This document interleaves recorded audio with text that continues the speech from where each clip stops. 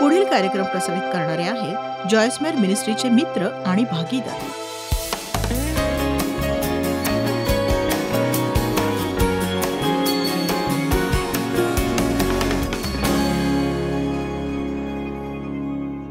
नीतिसूत्र अध्याय 4 वचन 23. आज आपण बोलणार आहोत अंतःकरणाच्या रक्षणाबद्दल.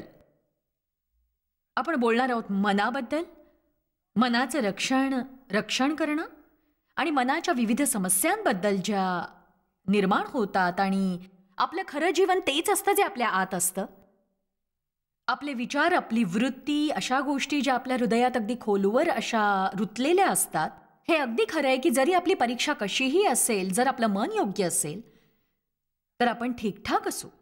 तुमची परिस्थिती मस्त असते, पण जर मन घाणेरडं असेल तर तुम्ही प्रसन्न राहू शकत नाही. आपण त्याकडे जास्त लक्ष द्यावं जे आपल्या आत चालू आहे. आपण खूप वेळ ही काळजी करण्यात घालवतो की दुसरे लोक आपल्याबद्दल काय विचार करतायत, आपण त्यांना प्रभावित करतोय की नाही. आपण लक्षच देत नाही की आपल्या आतमध्ये, आपल्या अंतरात काय चालू आहे. बघा, येशू काही गोष्टींबद्दल कठोरतेने बोलला. तो म्हणाला, कुठल्याही स्त्रीला पाहिल्यावर तुमच्या मनात कामवासना जागी झाली तर तुम्ही आधीच मनात तिच्याबरोबर व्यभिचार केलेलाच असतो. याचा तुमच्या मनावर खूपच परिणाम होतो. विचार करा, या सगळ्या लोकांवर काय परिणाम होतो जे ही अश्लीलता पाहतात.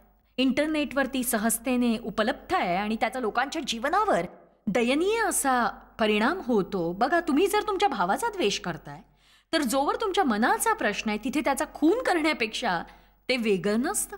म्हणून मी असं म्हणेन की आपण खरोखर गंभीरतेने बघायला हवं आपल्या मनात काय चालू आहे. मी हे पाहिलं आहे की जर मी सकाळीच परमेश्वराच्या गोष्टींवर लक्ष केंद्रित केलं तर शत्रूला मी माझ्या मनाचा कचरापेटीसारखा वापर करायला देत नाही आणि मग मी त्यावर नक्कीच चांगलं नियंत्रण मिळवते. आणि म्हणून आम्ही मन आणि त्याच्या वृत्ती संबंधित खूप बोलत आलो आहोत. आणि मी खरं तर हा विषय चालू ठेवू इच्छिते कारण असे 5 वेगवेगळे पक्ष आहेत किंवा कदाचित जे मला महत्त्वाचे वाटतात. प्रथम, नीतिसूत्र अध्याय 4 वचन 23.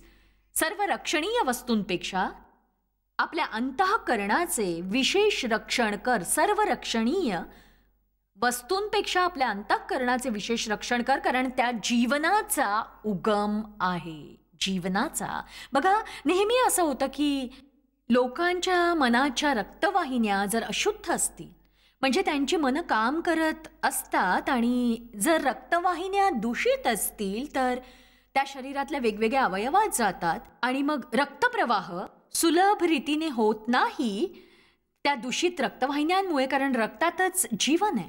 आत्मिक रूपातून जर आपली रक्तवाहिनी दूषित असेल तर आपल्यात काही गोष्टी अडकल्या असतील, जशी वाईट वृत्ती, विचार करण्याचे चुकीचे मार्ग, अजूनही बऱ्याचशा गोष्टी ज्याबद्दल आपण बोलणार आहोत. आपण जीवनाचा आनंद घेत नसतो, आपले जीवन प्रवाहित नसतं. बघा, एक सुंदर असं वचन आहे, सगळ्यात जास्त आपल्या मनाचं रक्षण कर, कारण त्यातच जीवनाचा उगम आहे. बघा, आपलं जीवन चांगलं नसेल जर आपल्या मनातील वृत्ती चांगल्या नसतील. बघा, मनातल्या विविध भागांवर मी 1 आठवडा तरी नक्कीच बोलेन. म्हणजे मी त्याची निवड करण्याचा प्रयत्न केला जे माझ्या मनाप्रमाणे सगळ्यात महत्त्वाचं आहे. मी आज तुमच्याबरोबर एका तत्पर मनाबद्दल बोलू इच्छिते. बायबलमध्ये तत्पर मनाबद्दल खूप काही लिहिलंय. चला निर्गम अध्याय 25 बघूया. इस्रायल लोकांना असे सांग की त्यांनी माझ्यासाठी अर्पण आणावे. ज्या कोणाची मनापासून अर्पण करण्याची इच्छा असेल त्या प्रत्येकापासून माझ्यासाठी अर्पण स्वीकारावे. त्यानंतर ते सोनं, चांदी आणि खूप प्रकारच्या वस्तू आणि सामग्रीबद्दल बोलतात ज्या त्या लोकांनी आणल्या होत्या. आणि ते यासाठी आणत होते कारण मंदिराच्या निर्मितीसाठी, दुरुस्तीसाठी मदत होईल, जे त्या काळी परमेश्वराच्या राज्याचं प्रतीक होतं. पण बघा, अर्पण करण्याच्या वेळी किंवा जेव्हा कधी आपल्याला कुणाला द्यायची संधी मिळेल, आपली जी प्रतिक्रिया असते त्यामुळेच आपल्या चारित्र्याबद्दल कितीतरी जास्त समजत असतं. म्हणजे बघा, देण्यासंबंधित अशा खूपशा गोष्टी आहेत ज्या आत्ताही आपल्याला समजून घ्यायच्या आहेत. आणि आपल्याला हेही समजून घ्यायचं आहे की परमेश्वराला आपल्या पैशांची गरज नाही. ही महत्वाची गोष्ट आहे. तो कंगाल नाही आहे. तो जे हवं ते करू शकतो. अगदी आपण काहीही केलं नाही तरी, आणि त्यासाठी आपण आभारच मानायला हवेत.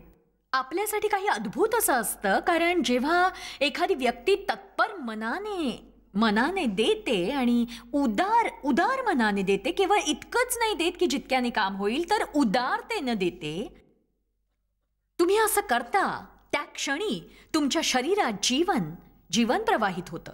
मी स्वतःला मागच्या काही वर्षापासून देणं शिकवलंय. केवळ अर्पण करतानाच देणं नाही, तर मी संधीच शोधत असते की बघा, मी देण्याच्या वेगवेगळ्या पद्धती शोधते. मला ते शोधायला आवडतं, कारण मी खूप काय स्वार्थी आणि स्वतःचाच विचार करत बसले. एक स्वार्थी स्वकेंद्री अशी ख्रिस्ती स्त्री, मीही एक स्वार्थी स्वकेंद्री अशी ख्रिस्ती स्त्री होतेच. बघा, मी खूपच दुःखी होते आणि मला खरंच माहीत नव्हतं की मी काय इतकी दुःखी आहे. देवाने मला शेवटी कारण सांगितलं. त्यांनी सांगितलं, तू स्वार्थी आहेस, तू स्वतःचाच विचार करते, स्वतःच्या सेवा कार्याचा, दुसऱ्या कुणाचाच नाही, फक्त स्वतःचाच विचार. आणि स्वार्थी होऊन प्रसन्न बनणं हे खरंच खूप कठीण आहे. म्हणून देणं आणि तत्पर मनाने देणं आणि मनाला उदार बनवणं हे अनेक चांगल्या कामांपैकी एक आहे, जे तुम्ही करू शकता. आपल्यासमोर प्रत्येक दिवशी, अगदी प्रत्येक आठवड्यात देण्याच्या हजारो संधी येतात, ज्याकडे तुम्ही दुर्लक्ष करू नका कधीही. मी सकाळपासून आजवर 2 लोकांना देण्याची संधी प्राप्त केली आहे. बघा, मी स्वतःचा तोरा मिरवण्यासाठी हे मी बोलत नाही, तर मी खूप वर्ष केवळ स्वार्थी बनून स्वतःची चिंता करत राहिले आणि मी इथून पुढे अशी जगणार नाही. मी पूर्ण उत्साहाने सक्रिय होऊन अन्य लोकांसाठी आदर्श ठरणार आणि त्यांच्यासाठी आदर्श बनण्यापेक्षा मी आधी स्वतःसाठी आदर्श बनू पाहते. आमेन. ऐका, मी तुम्हाला एक गुपित सांगू का? जर तुम्ही तुमच्या जीवनात परमेश्वराची शक्ती वाढवू इच्छिता, मग पहा की तुम्ही दिवसातून किती वेळा दान देऊ शकाल.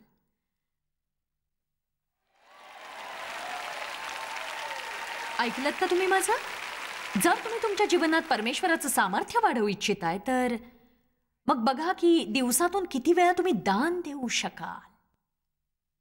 गरज नाही प्रत्येक वेळी तुम्ही पैसेच द्याल. प्रोत्साहन द्या, हसणं द्या, प्रार्थना करा आणि लोकांना उत्साहित करा. पण आपण अशा प्रकारे जगायला हवं, अशा प्रकारे नाही. तत्परतेबद्दल काय म्हणणं आहे तुमचं? तत्पर होण्यासाठी तत्पर हृदयाने द्यायला हवं. असं नाही की तुमचीच इच्छा पूर्ण व्हायला हवी. मी आज तुमच्याशी खूप बोलू इच्छिते सज्ञान होणं आणि तत्पर होणं याबद्दल. खरं तर हा फरक आहे जो आत्मा आणि शरीर यामध्ये आहे, की शास्त्र आपल्याला शिकवतं की शरीर नेहमी आत्म्याच्या विरुद्ध आणि आत्मा नेहमी शरीराच्या विरुद्ध युद्ध करत असतो आणि ते सतत एकमेकांचा विरोध करत असतात, अगदी सतत. प्रत्येक वेळी जेव्हा तुमच्या मनात कुठलीही चांगली इच्छा असते, तुमचं शरीर ते दाबू पाहत असतं, कारण देह केवळ स्वतःचाच विचार करत असतो, मी मी मी मी मी. पण आनंदाची बातमी ही की तुमचा हा हिस्सा देहापेक्षा शक्तिशाली आहे, कारण परमेश्वर तुमच्यात राहतोय आणि तुमची इच्छा पवित्र आत्म्यापासून सामर्थ्य प्राप्त करून तुमची स्वतंत्र इच्छा तुमच्या भावनांना जिंकू शकते. माफ करा, जर तुम्ही एक विजयी ख्रिस्ती बनू इच्छिताय, तर तुम्हाला ते करायला मिळणार नाही जी तुमची इच्छा असेल. खरं तर तुमच्या भावना निर्णय घेऊ शकत नाहीत. मी असं नाही म्हणणार भावनांकडे लक्ष देऊ नका, आपल्याला आपल्या भावनांची काळजी घ्यायलाच हवी. आणि मला वाटतं की लोक आपल्या भावनांना नकार देऊन चूक करतात. आणि मी परमेश्वराला सांगते मला कसं वाटतं, दावीदही तेच करायचा, पण त्यानंतर मी त्याला असंही सांगते मी त्याच्या शक्ती आणि सामर्थ्याद्वारे ते करेन. मला जी अनुभूती होते त्याचा माझ्या कामाशी काही संबंध नाही. कारण बघा, जर मी ते केलं असतं ज्याचा मला अनुभव असता, तर आज मी इथे नसते कदाचित. आमेन. असं नाही की माझं तुमच्यावर प्रेम नाही, मला ते करणं आवडत नाही जे मी करते, पण मी थकलेले. म्हणूनच आपण आपल्याला हवं ते नेहमीच करू शकत नाही. आपण वचनं पूर्ण केलीच पाहिजेत, वचनं पूर्ण केलीच पाहिजे ज्याचा आपल्याला अनुभव येतोय. जेव्हा जेव्हा तुमची चुकीचं काही करण्याची इच्छा होते आणि तरीही तुम्ही योग्य ते करण्याची निवड करता, तुम्ही मोठे होत असता. ऐकलत का तुम्ही? बघा, मला वाटतं तुम्ही हे समजून घ्यावं. जेव्हा जेव्हा तुम्हाला चुकीचं काही करायची इच्छा होईल, तुम्ही योग्य तेच करण्याची निवड करता. जेव्हा जेव्हा तुमची चुकीचं काही करण्याची इच्छा होते, तुम्ही योग्य तेच करण्याची निवड करता. तुम्हाला चुकीचं करावंसं वाटतं नाही, तुम्ही योग्य तेच करता, तेव्हा तुम्ही वाढताय वाढताय वाढताय आणि परमेश्वर हसतोय हसतोय हसतोय.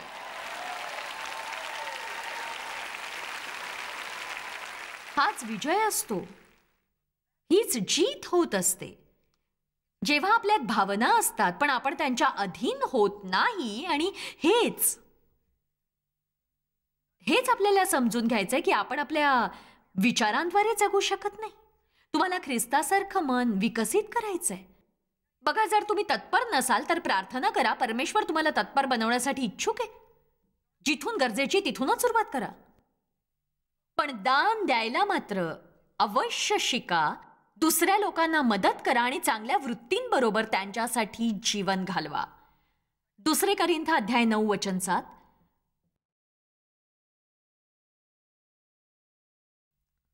प्रत्येकाने आपापल्या मनात ठरवल्याप्रमाणे द्यावे. नेहमी बघा, आपल्या मनात कुठली तरी गोष्ट असते पण तुम्ही ते पूर्ण करत नाही. जरा विचार करा, किती वेळा इथे बसलेल्या काही लोकांनी किंवा टीव्हीवरून पाहत असलेल्या किती जणांनी विचार केला, मला रोज जॉयसच्या संदेशातून आशीर्वाद मिळतोय, मी एखादा प्रस्ताव पाठवला पाहिजे किंवा मी भागीदार बनलं पाहिजे. बघा, असं नाही की परमेश्वर तुमच्याशी बोलत नाही, असं नाही की तुम्हाला ते करायचं नसतं.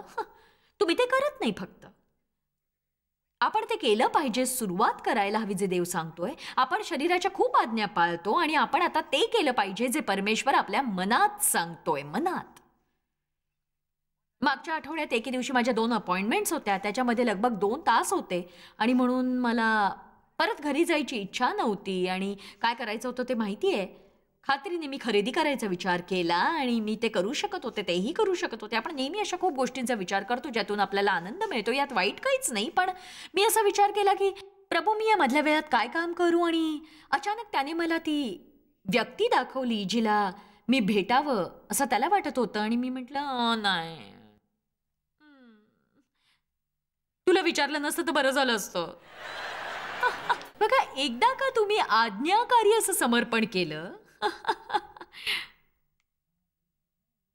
तर सगळं खरंच कठीण असतं. मी म्हटलं की मला हे करावंसं वाटत नाहीये, करावंसं वाटत नाही, करावंसं वाटत नाहीये, पण मी करणारच. जेव्हा दाविदाने सांगितलं, आजचा दिवस जो प्रभूने बनवला, मी त्याच्यात प्रसन्न आणि आनंदी राहणार. बघा, तो असा दिवस होता ज्या दिवशी त्याची प्रसन्न राहायची इच्छा नव्हती. आपण म्हणायला हवं, मी करणारच. 2 कोरिंथ अध्याय 9 वचन 7. प्रत्येकाने आपापल्या मनात ठरवल्याप्रमाणे द्यावे. दुःखी मनाने किंवा देणे भाग पडते म्हणून देऊ नये, आनंदाने आणि तत्परतेने, कारण संतोषाने देणारा देवाला प्रिय आहे. देणे भाग पडते म्हणून देऊ नये, आनंदाने आणि तत्परतेने द्यावे, कारण संतोषाने देणारा देवाला प्रिय आहे. आता बघा, त्याला चॉकलेट केक खूप आवडतो पण देवासाठी त्याने ठरवलं नाही खायचं. आमेन. म्हणूनच तुम्ही चिडचिड करून देऊन उपयोग नाही, कारण मग त्या अशुद्ध रक्तवाहिन्या तुमचं खूपच नुकसान करू शकतात आणि मग तुम्हाला हृदयाची गंभीर समस्या उद्भवू शकते, जी तुमचा जीवही घेऊ शकते. मी याला आत्म्यामध्ये लागू करण्याचा प्रयत्न करतेय.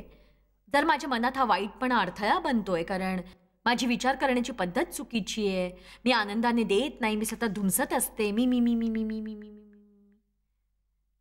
बघा, जेव्हा मी स्वतःला कष्टात टाकते त्यासाठी आपण तत्पर मनाने काम केलं पाहिजे. आपल्याला आपल्या भावनांच्या पुढे जाऊन जगणं शिकायला हवं. मी आज त्याविषयी बोलणार आहे. म्हणूनच मी असं म्हणतेय की आपण असं बोलणं थांबवायला हवं, मला हे करावं लागेल. आणि असं म्हणा की मी हे करीन. असं नका म्हणू मला घर स्वच्छ करावं लागेल, किराणा दुकानात जावं लागेल, मला कपडे धुवावेच लागतील, मला चर्चमध्ये जावंच लागेल, मला प्रार्थना करावीच लागेल. यापैकी काही करण्याची गरज नाही. आपण जितकं जास्त हे बोलतो मला करावं लागेल, मग तो दबाव आपल्यावर पडतो आणि आपल्याला अनुभव येतो. आपल्याला अशी खूप कामं करावी लागतात जी आपल्याला करायची नसतात. आणि मी खूप वर्षांपूर्वी हे म्हणायला शिकले, मी प्रार्थना करणारी, मी घराची स्वच्छता करणार, मी बिलं भरणार आणि मला माहिती आहे हे सगळी कामं मी करणार कारण परमेश्वराने आपल्याला निवड करण्याचं स्वातंत्र्य दिलंय. हा किती मोठा सन्मान आणि किती अद्भुत अशी जबाबदारी आहे माहिती आहे तुम्हाला. आपण नेहमी अशा लोकांना पाहतो जे मूर्खपणे निवड करतात आणि कितीतरी वेळा आपण अशी निवड करतो जी इतकी वाईट असते, इतका अहंकार असतो की त्याचा आपल्या जीवनावर प्रभाव पडतो. आपण निवड करताना सावध असायला हवं आणि खरंच खूप चांगलं होईल जर आपण मार्गदर्शनाची पुस्तकं वाचलीत तर. हे सकाळपासून म्हणजे वाचण्याला सुरुवात करण्यापूर्वी म्हणायला हवं की आज हे मला जे काही करायला सांगेल ते मी करणार. मी स्वतःला परमेश्वराशी सहमत करणार. मी तेच करणार जे त्याला माझ्याकडून करून घ्यायचंय, जो काही माझा विचार असेल, जे काही मी अनुभवेन. किती जण सहमत आहेत आपण आपलं मन आणि भावनांना आपलं जीवन जास्तीत जास्त चालवायला देतो, जे आपण थांबवायला हवं. एका उत्साही मनाचा विचार केला. परमेश्वराला नाही वाटत कोणी मुर्द्यांनी येऊन आपली सेवा करावी. आमेन. त्याने सांगितलं मुर्द्यांना मुर्देच पुरू द्या, तुम्ही माझ्या मागून या, आपल्याला आपले आवरण काढण्याची वेळ आली आहे. आमेन. असं नका म्हणू की मला वाटते येशू परत येईपर्यंत टिकून राहावं. तुम्ही अगदी निष्प्राण असं चर्चमध्ये बसता.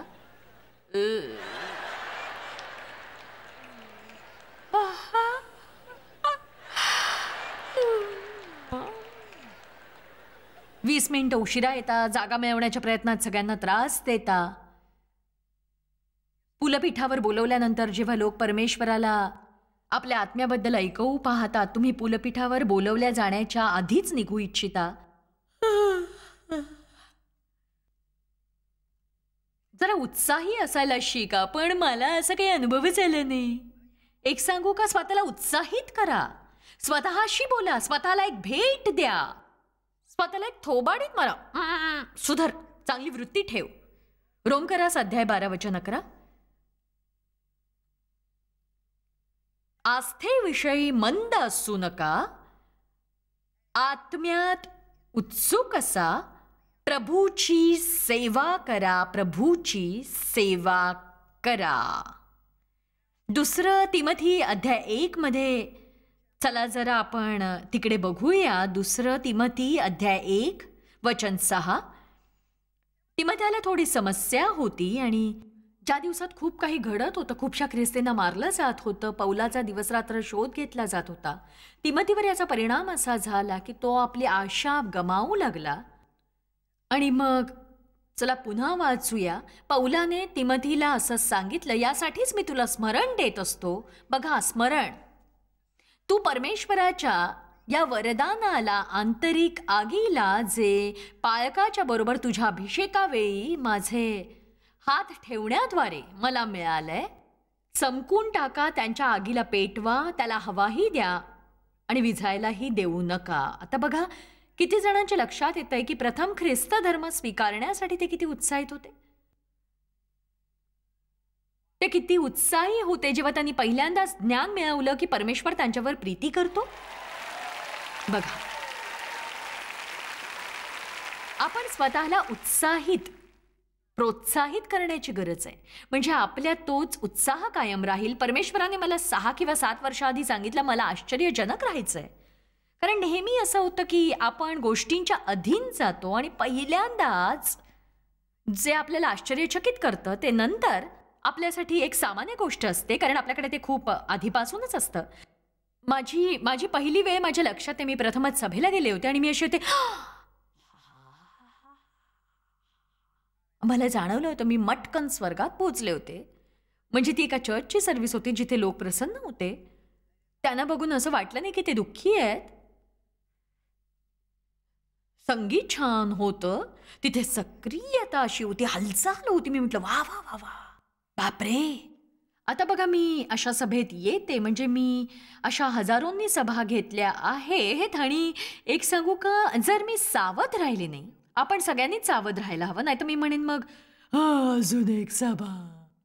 पण आज जेव्हा आम्ही इथे येत होतो, मी एका व्यक्तीला पाहिलं एका मचाणावर बसून, उंच इमारतीच्या खिडक्या तो पुसत होता. मी म्हटलं बापरे, मला आनंद आहे की मी हे करत नाही. मला आनंद आहे की मी संदेश देते. आपण आपल्या कामाबद्दल तक्रारही करू शकतो, पण अशी खूप कामं असतात जी कुणीतरी करत असतं आणि तुम्हाला ती कधीच करायची नसतात. ती आपल्यापेक्षा कितीतरी अवघड अशी कामं असतात आणि आपण आश्चर्यजनक राहायला हवं की आपण नरकात जात नाही आहोत. तुम्ही आश्चर्यचकित होत नाही आहात का की तुम्ही नरकात जात नाही आहात? वा, कसं वाटतंय हे? तुम्ही अनंत काळ राहाल परमेश्वराच्या उपस्थितीत. परमेश्वर तुमच्यावर प्रीती करतो, तुमच्यासाठी आशा आहे, तुमच्या गरजा पूर्ण होतात, तो तुमचं रक्षण करतोय. वाव, मी आश्चर्यचकित झाले. परमेश्वर माझ्याकडून तेच करून घेतोय जे मी करते. तो कुणाचीही निवड करू शकला असता, पण तो माझ्याकडून करून देतोय. ही एक पद्धत आहे ज्यामुळे आपण स्वतःला उत्साहित ठेवू शकतो.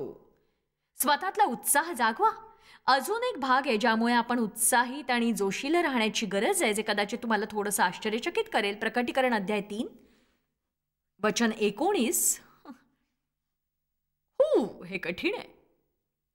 जितक्यांवर मी प्रेम करीतो तितक्यांचा निषेध करून त्यांना शिक्षा करतो, त्यांना अनुशासित करतो आणि आदेश देतो. म्हणून आस्था बाळग आणि पश्चाताप कर. स्वतःच्या मनाला आणि वृत्तीलाही बदल. म्हणून आशा बाळग आणि पश्चाताप कर. स्वतःच्या मनाला आणि वृत्तीला बदल. परमेश्वर मला ज्या गोष्टीचा उत्साह ठेवायला शिकवतोय ती आहे दोष जाणण्याची योग्यता. यात हैराण होण्याचं कारण नाही. तो सांगतो तुम्हाला तुमचे दोष समजले पाहिजेत आणि तुम्ही स्वतःची कानउघाडणी करायला हवी. तुम्ही उत्साही आणि प्रसन्न असावं, आनंदाने चमकावं, कारण त्यावरून समजतं परमेश्वर आपल्या आत आहे. मी इथून पुढे मूर्खपणाची कामं करून त्याच्याबरोबर मी राहू शकत नाही. त्याच्यात एक जीवन असतं. आपल्या जगण्याच्या जुन्या पद्धतींकडे पहा. जेव्हा आपल्याला माहित होतं त्याच्यात काही चुकीचं आहे, पण आता कारण आपण त्याच्याबद्दल जागरूक आहोत, आपण त्याची काळजी अनुभवू शकतो. आपण केवळ हेच करायचंय, चुकीला अपराधात बदलू द्यायचं नाहीये. सैतान हेच करतो, पण परमेश्वर प्रोत्साहित करतो आणि दाखवून देतो.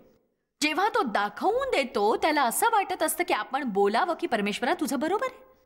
फक्त एवढंच. तुम्ही असं नाही म्हणायचं की परमेश्वरा मला अजून एक समस्या आहे, माझा विश्वासच बसत नाही, अजून एक समस्या आहे. बघा, इतकी हताश होण्याची कारणं असतात. परमेश्वर रोज माझी कान उघाडणी करायचा आणि मला ते एका सुवार्तेसारखं स्वीकारता येत नव्हतं. आनंदाची गोष्ट ही होती की मी आता परमेश्वराबद्दल संवेदनशील होते. तो माझ्याशी बोलायचा, मला काही गोष्टी दाखवायचा, माझी काळजी घ्यायचा, मला सांगायचा जॉयस तू तुझ्या तोंडामुळे संकटात येशील तेव्हा कमी बोल जरा. तुम्हाला काही कळतंय का मला काय म्हणायचंय? पुढच्या वेळी जेव्हा परमेश्वर चूक सुधारेल तेव्हा म्हणा वा कमाल आहे, माझ्यात काहीतरी दोष आहे आणि मला तो दिसतोय. परमेश्वराचे आभार की मला ते दोष माहिती आहेत. मी त्या वर्षांबद्दल विचार करते जेव्हा मी प्रत्येक गोष्टीत दुसऱ्यांना दोषी समजायचे आणि मला माझ्यात कुठलाच दोष दिसत नव्हता. परमेश्वरा तुला डेव्हला बदलावं लागेल, तुला डेव्हला बदलावंच लागेल, परमेश्वरा तुला बदलावंच लागेल. मला खूप धक्का बसला जेव्हा परमेश्वराने सांगितलं डेव्हमध्ये काहीच चूक नाही.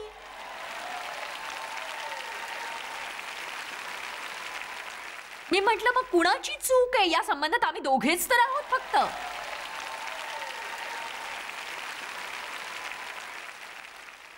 आणि परमेश्वराने खरं तर 3 दिवस लावले मला हे दाखवायला की माझ्याबरोबर राहणं म्हणजे काय. आणि मी 3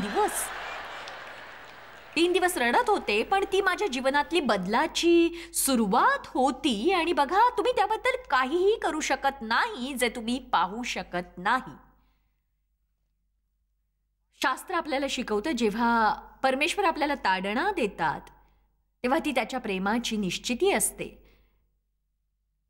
शास्त्रात परिपूर्ण मनाबद्दल खूप काही लिहिलं आहे आणि मी त्यावर फक्त 1 मिनिटं बोलणार आहे. शास्त्रात 2 इतिहास अध्याय 16 वचन 9 मध्ये लिहिले, परमेश्वराचे नेत्र अखिल पृथ्वीचे निरीक्षण करतात. जे कोणी सात्विक चित्ताने त्यांच्याशी वर्ततात त्यांचे सहाय्य करण्यात तो आपले सामर्थ्य प्रगट करीतो. आता बघा, यात असं नाही म्हटलं की आपली कामं परिपूर्ण असली पाहिजेत. परमेश्वर योग्यतेला शोधत नाहीये, तर तो शोधतोय जे उपलब्ध आहे ते. रोज उठून म्हणा परमेश्वरा मी तयार आहे, मी आज तुझ्यासाठी काय करू बरं. तुम्ही खूप हुशार असायची गरज नाही, खूप शिकलेले असण्याची गरज नाही, मोठमोठ्या पदव्यांची गरज नाही, केवळ उपलब्ध असा. परमेश्वरा मी उपलब्ध आहे, मी आज तुझ्यासाठी काय करू ते सांग. परमेश्वरा तू माझा वापर कर. बघा, जर आज तुम्ही हा कार्यक्रम पाहत असाल तर तुम्ही अशी व्यक्ती आहात जी परमेश्वराबरोबर आपले संबंध वाढवू इच्छित आहे. यासाठी जर तुम्हाला वाटतंय की तुमचं मन परमेश्वराच्या मनासारखं असावं आणि जर तुम्ही तयार असाल परमेश्वराला तुमच्यातल्या त्या गोष्टी बदलू द्यायला, तर मग ही चांगलीच गोष्ट आहे. लक्षात ठेवा, तुमचं मन इच्छुक असायला हवं. परमेश्वर सज्जन आहे, तो तुमच्यावर कुठल्याही गोष्टीचा दबाव टाकणार नाही. म्हणून जेव्हा तुम्ही प्रार्थना कराल, परमेश्वराला स्वतःच्या मनाला बदल असं सांगाल, तेव्हा तुम्ही दोष हे अनुभवाल जे परमेश्वराला चुकीचं वाटतंय. तुम्ही इतका उत्साह दाखवायला हवा. तुमची चूक समजल्यावर अपराधी समजून घेऊ नका स्वतःला. परमेश्वरच आपल्याला ते दाखवतो, कारण आपल्याला त्यातून त्याला मुक्त करायचं असतं. पण सैतान आपल्याला अपराधी ठरवतो, कारण तो आपल्याला हताश करू शकतो. आपण बोलतोय की आपण आपल्या कशा अशुद्ध रक्तवाहिन्या स्वच्छ करू शकतो. परमेश्वराला आपल्याबद्दल, त्या गोष्टीबद्दल व्यवहार करू देऊन जे त्याला चुकीचं वाटतंय, आपल्याला त्याच्या उपस्थितीपासून लांब ठेवतंय. मला विश्वास आहे तुम्हाला आज काही माहिती मिळाली असेल जी तुम्हाला सुरुवात करायला मदत करेल. बघा, परमेश्वराशी तुमचं नातं वाढू शकणार नाही जोवर तुम्ही वचनाचा अभ्यास करणार नाही तोवर.